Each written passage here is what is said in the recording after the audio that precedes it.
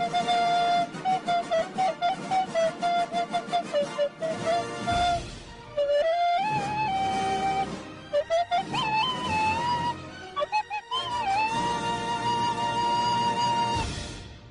good, nerds? Welcome to Movie Mass.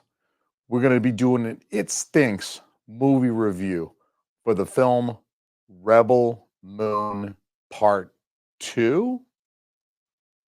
I think that's the one I watched. I'm the critical crackhead. It's your boy Jay, because drinking is for pussies. I watched Rebel Moon Part 2, The Scaremaker, or whatever it's called.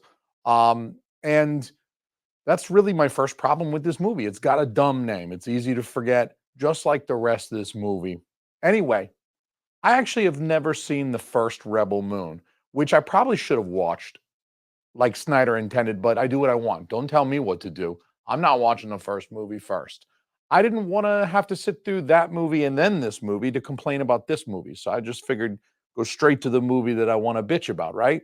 It makes sense to me. Anyway, so maybe there was some subtext I missed. I might complain about some things that would be less onerous if I had seen the first movie, but it is what it is. I ain't watching that first movie. You can't make me. Nobody can make me. I'm not doing it. I ain't gonna watch it. Rebel Moon Part 2 stinks. This film stinks.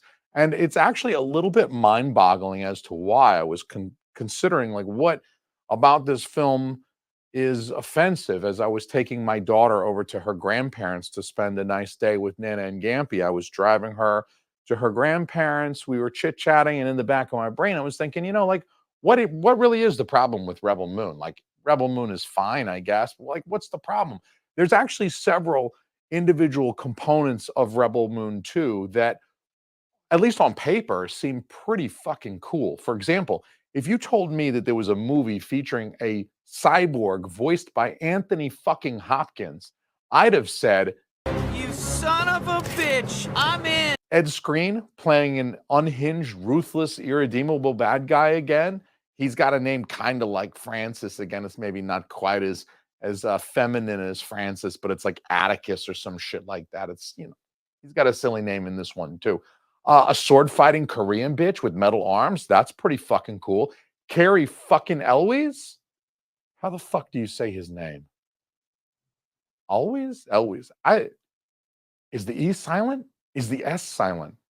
Elwee?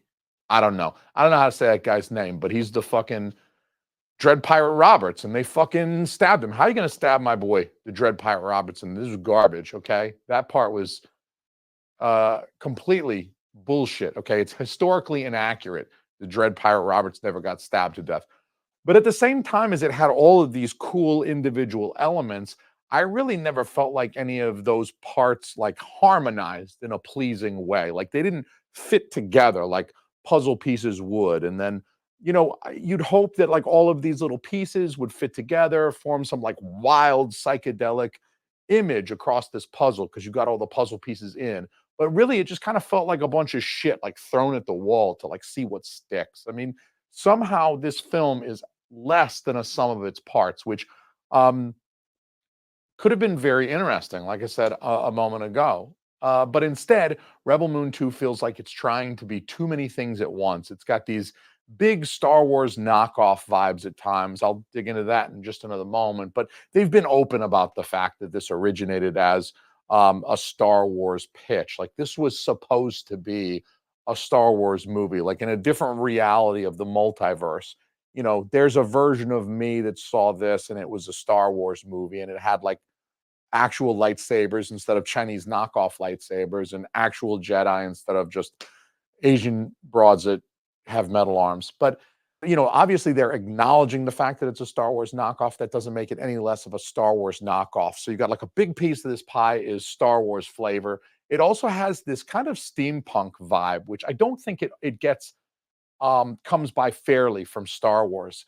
The steampunk thing isn't really an element of Star Wars. Star Wars doesn't really have that sort of anachronistic visual language of like olden times and kind of advanced technology that steampunk usually has. But Rebel Moon has that steampunk vibe with this juxtaposition of like this sci-fi technology. I mentioned the Korean lady, she got robot arms, just like you would see in Star Wars. Like both her arms are cyborg arms attached to the rest of her, which is presumably organic.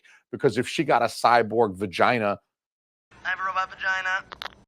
I should know about that. It would increase or improve my rating of this film significantly if she got a robot vagina, but I don't think she does. I think she's all, but so it's got like this sort of steampunk thing because she's got this technology on her arms, but it's like juxtaposed with this 19th century farm shit that's all over the place because they're at a farm the whole fucking time. So they got like, I don't know, they got like hoes and shovels and shit like that, like stuff that you would see people using 400 years ago, the peasantry, but then they also got fucking blasters and shit. So it's kind of steampunk, but that doesn't really work in the setting of Rebel Moon because steampunk works better in an urban environment like Victorian London. You know what I mean? Think, 19th century urban setting.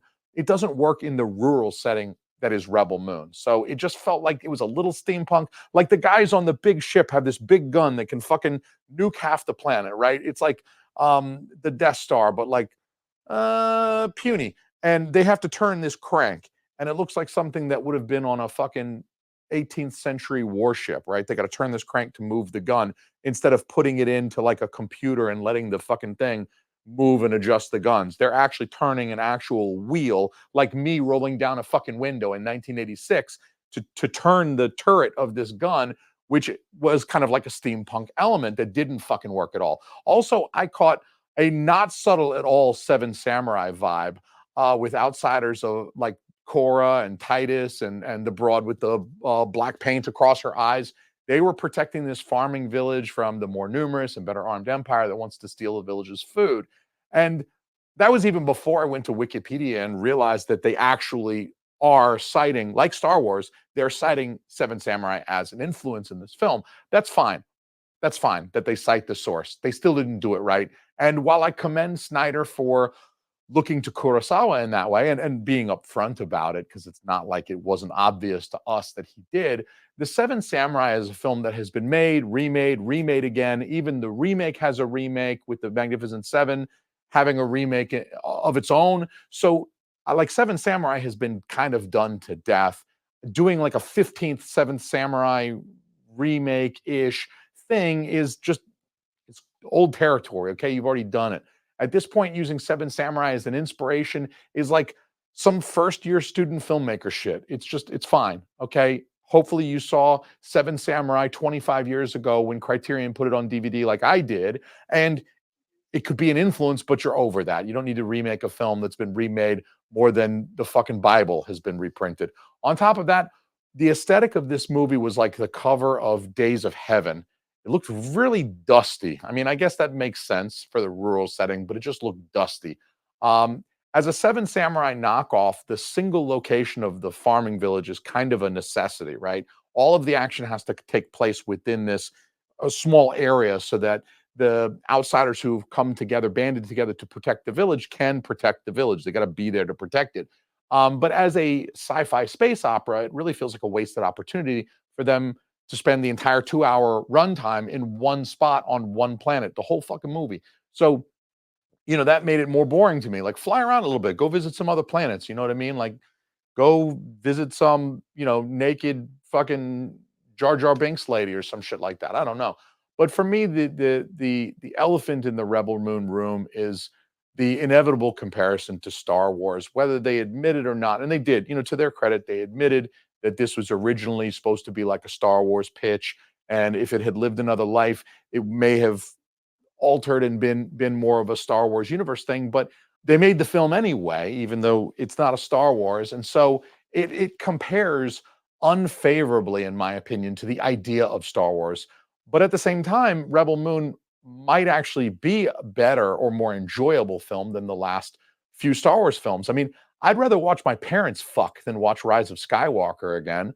Somehow Palpatine has returned. That's what I say to my wife when it's time for round two. Oh, yeah. Palpatine is what I name my dick. Like Star Wars, this movie has big, mean spaceships in the service of a fascist galactic empire hell-bent on oppressing everything. The bad guys are all irredeemable, pretty much all heteronormative cisgendered white men that have no depth. they're just easy for us to hate, fun for us to watch them get blown up and die and chopped up and shit. There are high-tech swords that emit light and cut through things with ease. There are gun-looking things that fire laser-like projectiles. They even have cyborg Anthony Hopkins reminding me of a fucking droid.